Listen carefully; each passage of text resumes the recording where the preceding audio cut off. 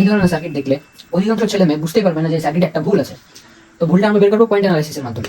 আমরা যদি এখানে পয়েন্ট অ্যানালাইসিস করি, আমরা দেখতে পাচ্ছি এটা এ পয়েন্ট এবং একটা রোধ ক্রস করার পরে সেটা বি পয়েন্ট হয়েছে। এবার তোমরা স্বাভাবিক বুদ্ধিতে চিন্তা করো, এটা যদি বি পয়েন্ট হয়, মাঝখানে কোনো বাধা নেই, তাহলে এটাও আমাদের বি পয়েন্ট। এটা বি পয়েন্ট হলে আবার এখানে মাঝখানে বাধা নেই, এটা আমাদের বি পয়েন্ট, আবারও বাধা নেই, এটাও বি পয়েন্ট। তোমরা যদি অন্যভাবে চিন্তা করো যে এই পয়েন্ট এটা রোধ ক্রস করলে এটা বি, ওভাবে হবে। এইবার হচ্ছে এখানে মূল ঝামেলা। এখানে দেখো তো এই যে রোধটা, এর উভয় বিন্দু কি সেম হয়ে গেছে না?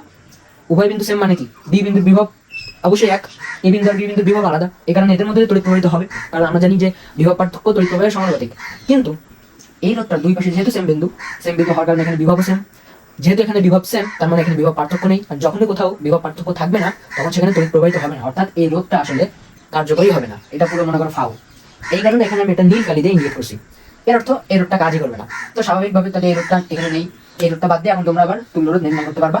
আমরা 6 নম্বর সার্কিটে যেভাবে সলভ করছি ঠিক সেভাবে, অর্থাৎ এ পয়েন্ট আর বি পয়েন্টের মাঝখানে এই চারটা রোধ সমান্তরালে থাকবে।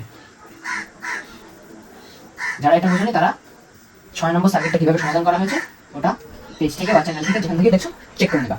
তো এখানে যদি আমরা করি তাহলে আমাদের আর ইকুইভ্যালেন্ট আসবে, আমরা জানি আর বাই এন, কারণ একই মানের রোধ সমান্তরালে আছে অনেকবার। তাহলে আছে আমাদের 4 ওহম এবং তাদের সংখ্যা হচ্ছে 4টা, তাহলে আমাদের অ্যান্সার এখন